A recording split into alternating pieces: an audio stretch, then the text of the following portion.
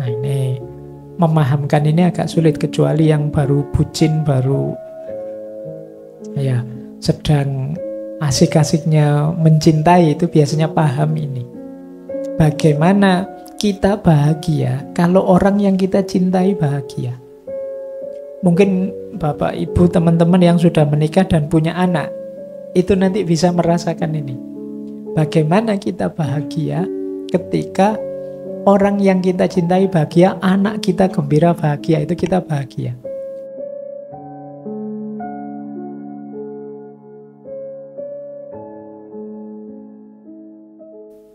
Tak tambahi satu teori lagi yang berhubungan dengan kebahagiaan. Nah, jalan untuk menuju kebahagiaan, kalau dalam filsafat barat, itu ada beberapa tipe. Yang pertama, ada tipe yang fokus pada orangnya. Jadi bahagia itu kuncinya orangnya. Yang kedua, ada yang bahagia itu kuncinya pada target-target dan standarnya. Jadi target dan standar itu orang bisa bahagia itu kalau mencapai ini, mencapai itu, melakukan ini, melakukan itu. Kalau yang fokus orangnya tadi, orang bisa bahagia itu kalau kondisi jiwanya puas, rela, ikhlas seperti tadi. Dan yang ketiga, bahagia itu kuncinya. Jadi orang, kemudian target, dan yang ketiga jalannya. Jadi ada asumsi jalan yang baik, hasilnya pasti juga membahagiakan.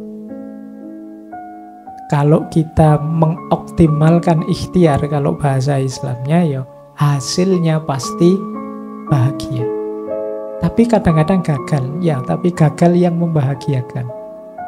Kok ada Pak gagal tapi membahagiakan? Ya, gagal yang membahagiakan itu gagal tapi tidak membuat kita menyesal. Wah, ujian tadi kok saya tidak lulus ya. Tapi tidak apa-apa lah ya, saya sudah mengerahkan segala daya, akhirnya tidak lulus ya. Sudah. Ini jalannya. Jadi ada teori yang bilang kuncinya di jalannya. Kalau di barat. Yang kedua ada yang bilang kuncinya di orangnya. Dan yang ketiga ada yang bilang selain orangnya adalah tujuan dan targetnya. Kalau ini agak berat yang tujuan ini. Jadi orang baru bahagia kalau mencapai tujuannya. Kalau di filsafat ya namanya pragmatisme. Kalau yang pertama tadi, yang orangnya itu eudaimonisme. Orangnya utama, orangnya baik, pasti bahagia. Kalau di yang terakhir, ini namanya teleologis atau utilitarianisme. Jadi jalannya kebahagiaan itu berhubungan dengan apa yang kita lakukan yang pada akhirnya membuat kita bahagia sesuai target kita. Baik, dari 3 jalan ini, kalau Islam setuju yang mana, Pak? Eudaimonisme, apakah utilitarianisme, ataukah apa tadi yang kedua yang berhubungan dengan tujuan, pragmatisme? Kalau dalam Islam, 3-tiganya iya. Meskipun nanti dipuncai dengan yang ultimate good tadi, puncak kebahagiaan tadi yang berhubungan dengan keikhlasan. Jadi, kebahagiaan yang sejati dalam Islam itu ketemunya di ikhlas. Orang yang mampu mencapai ranah ikhlas, itu dia menemukan kebahagiaan yang sejati. Ikhlas itu kondisi jiwa yang mencapai sesuatu, tapi sebenarnya dia tidak target sesuatu itu karena targetnya adalah Allah saja. Jadi ikhlas itu kondisi jiwa ketika kita sudah, sering saya bilang mudahnya begini, ikhlas itu ketika kita sudah cinta sama Allah, itu pasti ikhlas. Kalau belum, enggak. Biasanya ikhlas itu kan orang mendefinisikannya seperti saya bilang tadi, kondisi jiwa yang dicari ridhonya Allah saja. Itu ikhlas. Untuk bisa ini, itu ya kita jalannya memang satu-satunya cinta kepada Allah. Makanya para sufi, para ulama itu biasanya kajian tema tentang ini itu di highlight. Bahkan di banyak dalil, banyak hadis, banyak ayat disebutkan ya keikhlasan seseorang itu menjadi parameter kedekatannya dengan Allah dan kebahagiaannya. Kalau dalam kitabnya Al-Farabi tadi ada dua istilah, sa'adatud dunya wa sa'adatul quswa.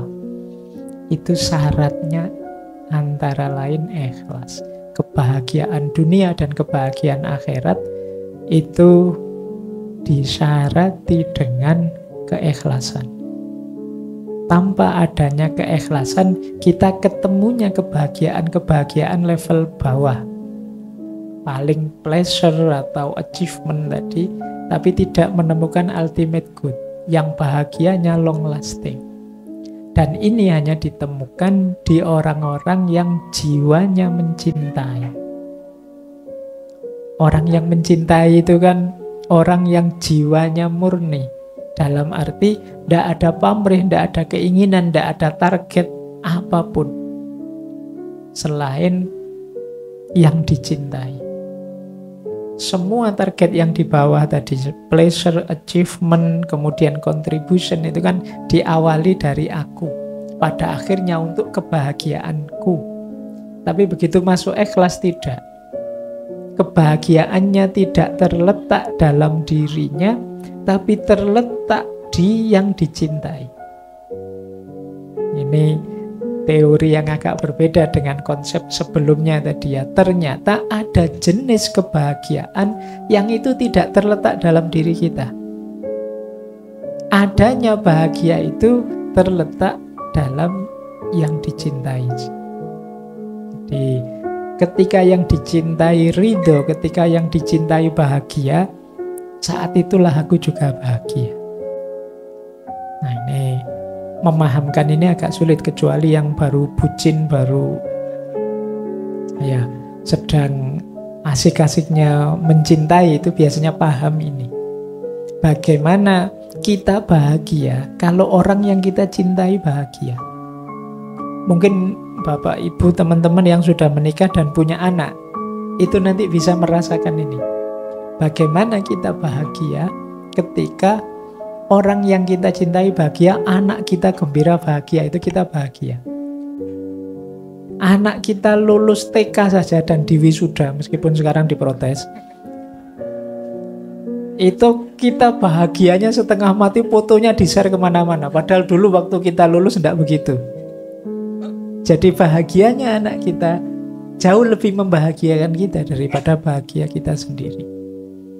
Nah ini paradigma cinta yang kalau dihubungkan dengan Allah, ketemunya paradigma ikhlas. Oke, jadi tadi ada keywordnya, sekarang jenis bahagia yang berbeda yang namanya ikhlas. Terakhir, manifestasinya orang bahagia, kalau ini Imam Ghazali. Orang bahagia itu cirinya 4. Yang pertama, gembira, banyak senyum. Ini yang paling simpel. Jadi yang banyak senyum, gembira, banyak ketawanya itu bahagia. Yang kedua, menggembirakan. Kehadirannya ditunggu-tunggu karena menggembirakan. Kalau ada orang banyak senyum, diajak ngomong, itu kan gembira, kita deket dia. Kalau merengut terus dia, kita ketemu juga sudah gelap sudah. Ayo. Kalau diajak ngobrol juga ndak enak. Gimana kabarnya Mas? Ngapain pakai tanya-tanya? Kesini kok jalan kaki aja Mas. Memangnya harus merangkak. Ibu wis nek ngono, kita kan mules kalau ketemu yang seperti itu ya. Jadi orang bahagia itu menggembirakan. Kalau ada orang kayak gitu pasti dia sedang tidak bahagia. Jadi ciri dua menggembirakan. Ciri ketiga orang bahagia itu penuh pemakluman dan pemaafan. Jadi orang bahagia itu luas hatinya. Dia sedang bahagia loh, enggak. Kalau ada teman sedang bahagia kan lagi Mas traktir dong, ayo. Itu kan dia mesti sedang bahagia. Coba dia sumpeng bocah traktir, ngamuk mesti. Dan penuh pemakluman. Kalau ada keliruan, enggak apa-apalah, salah gitu gampang nanti diatur. Ini mesti orang yang sedang gembira. Jadi kok ada orang kok sulit memaafkan, sulit memaklumi temannya, itu kemungkinan dia memang belum bahagia. Dan yang terakhir, bahagia itu, kata Imam Ghazali, tentu saja orangnya penuh rasa syukur. Jadi hidupnya banyak alhamdulillahnya, isinya penuh dengan rasa syukur. Orang syukur itu orang yang bahagianya berkali lipat, karena itu mesti akan didobel-dobel oleh Allah. La in syakartum la azidannakum. Jadi ayo kita kembangkan pribadi yang seperti ini ya, yang gembira, menggembirakan, penuh pemakluman, penuh pemaafan, dan penuh syukur. Ini manifestasi dari kondisi jiwa yang bahagia, entah kita bahagia lewat jalur mana atau dari konsep apa. Semoga kita bisa nyampe ke puncaknya bahagia yang namanya ikhlas dan cinta pada Allah. Baik, saya kira itu. Ini pemanasan, pancingan saja. Semoga teman-teman tambah tidak bahagia mikir filsafat kebahagiaan. Ini tambah ruwet ternyata. Monggo Mas Alfi. Oke, terima kasih. Aplaus meriah buat Pak Faiz. Luar biasa, mencerahkan. Sebenarnya saya pengen nyatet banyak, cuman sudah terpesona gitu mendengarkan